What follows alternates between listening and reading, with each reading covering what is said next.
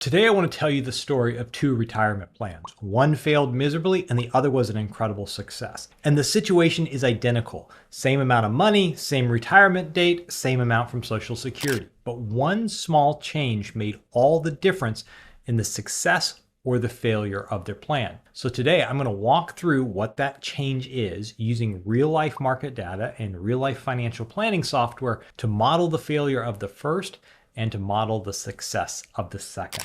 And I'm going to tell you why I quit using the most popular framework to build retirement plans and what I chose instead. And I rarely ask you to watch to the end. I always want you to, but I rarely ask you to watch all the way to the end. But I think if you watch the end of this video, you'll be surprised at what a difference this change can make. But first, my name is Kevin Lum. I'm a certified financial planner, and this channel is dedicated to helping 1 million people retire without worry. A couple of years ago, I talked with a couple, they were not clients, who had retired at age 62. It hadn't really been their preference, but his company downsized, and so they decided to take this opportunity to retire. They'd been DIYers, self-described bogleheads, and it hadn't made sense to hire a financial advisor. They'd always done fairly well investing on their own. But they hired an advisor to help them put together a retirement plan and to give them a probability of success. And they also got access to the advisor's financial planning software. I think it was Money Guide Pro.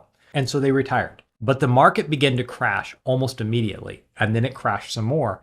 And what they saw is as the market crashed, their probability of success number began to crash along with it. And finally, after a few months of bleeding money, they sold everything. They went to cash or they went to money markets, and they went back to work. They just said they wanted the bleeding to stop. That story's always stuck with me, and it helped to reinforce my suspicion that the way most retirement plans are constructed is flawed. Most retirement plans are built around a probability of success score based on a Monte Carlo simulation and a safe withdrawal rate.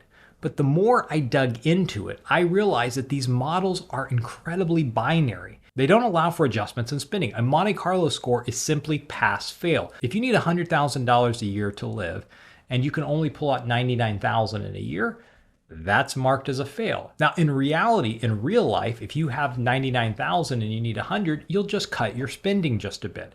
But a Monte Carlo system will mark that as a fail. But this isn't just an academic conversation. There are real world impacts of this flawed system. A couple of things that I've seen. First of all, people often delay retiring longer than they need to because they're trying to get a higher probability of success. And it also causes people to significantly underspend during the early years of retirement.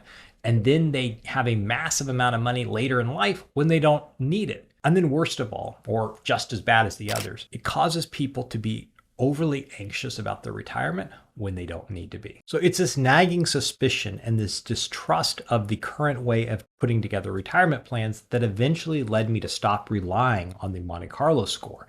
I still use them at the outset, but not as a guide during retirement. And so I began researching a better way to help people retire. And during that process, I discovered some academic research on guardrails. And that eventually led me to some software called Income Laboratory that I think really addresses some of my initial concerns around guardrails. And so using Income Laboratory, I've adopted a dynamic spending strategy for clients in retirement. And so today what I want to do is I want to look at a retirement plan that is a giant failure and one that's an incredible success, and they're almost completely identical. And we're going to use real market data and we're going to use Right Capital for this. And I think the results will really surprise you. So now I'm going to switch over to Right Capital, set everything up, and then I'll walk through the scenario. And so if you've watched this channel, you know I like to use Phil and Claire a lot. So we have Phil and Claire, they're age 62. They're going to retire this year. They're retiring right away. They have $1.4 million in tax deferred accounts. They own their own home. And then in addition to that, they will have $3,200 a month at Phil's full retirement age from Social Security and $2,000 from Claire's. And they're going to delay Social Security until they reach their full retirement age. And then in addition, they are also going to have, they're going to use a moderate portfolio, 60-40.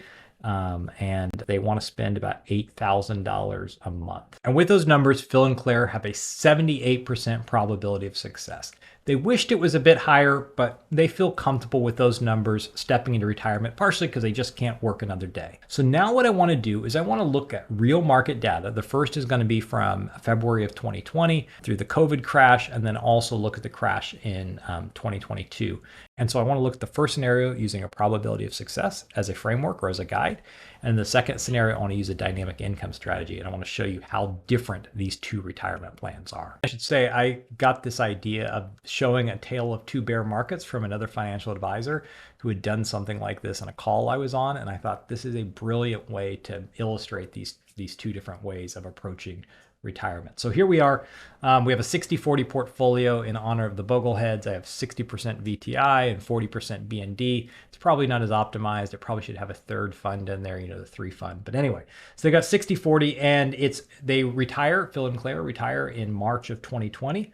And then the market begins to fall. And by February of 2027, so just after they retire, the market has fallen. And the green line is the 60-40.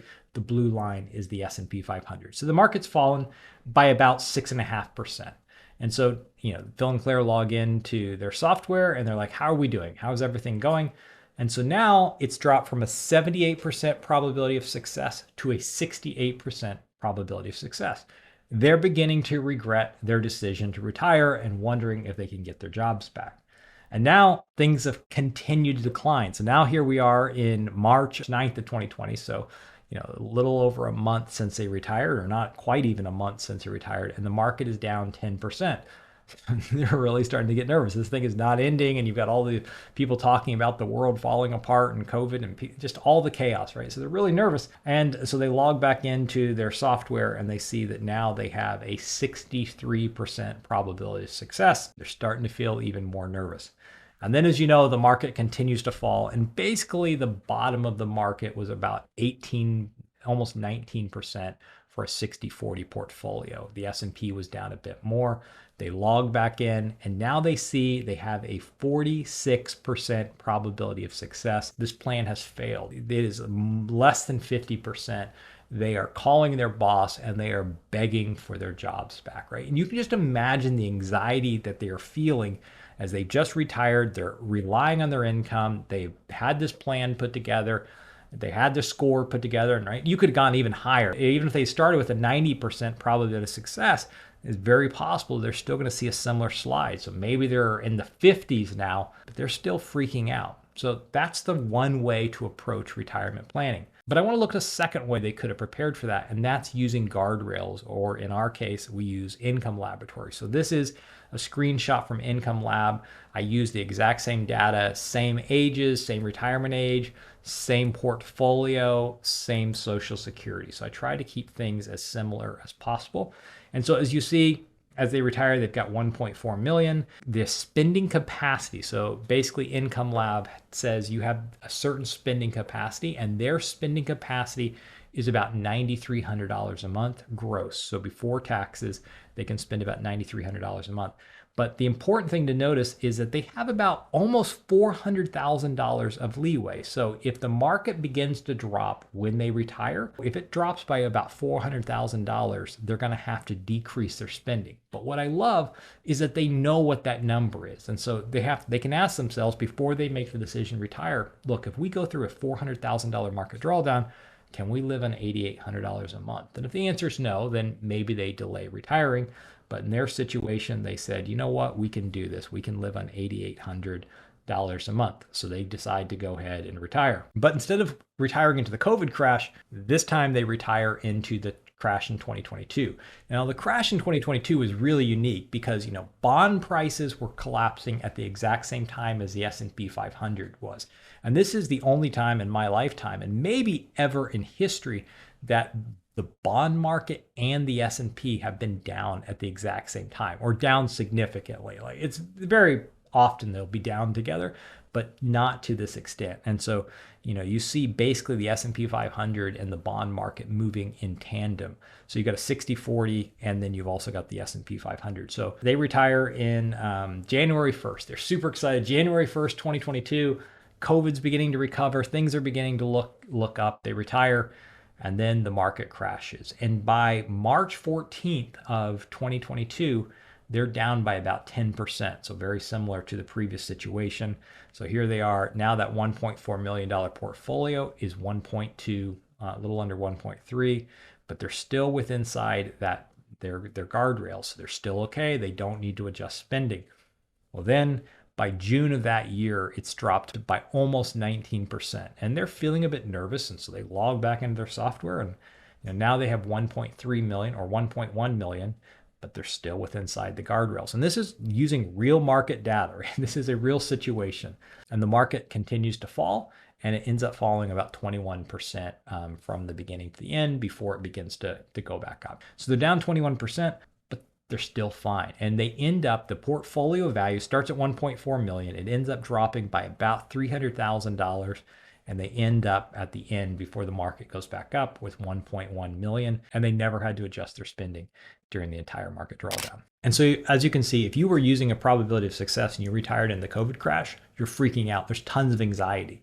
But using a dynamic income strategy, you just have a lot less anxiety. You have a plan, you know what you're going to do, but also you're not looking at a score that is collapsing along with the market, going from almost an 80% probability of success to a 40-something% probability of success in a very normal market drawdown. So here's a really interesting statistic for you. You're going to be retired for at least 20 years, probably much longer, but in a 20-year period of time, the market is typically down 10% or more 10 times, 50% of the time. So every other year, you can expect a 10% market drawdown.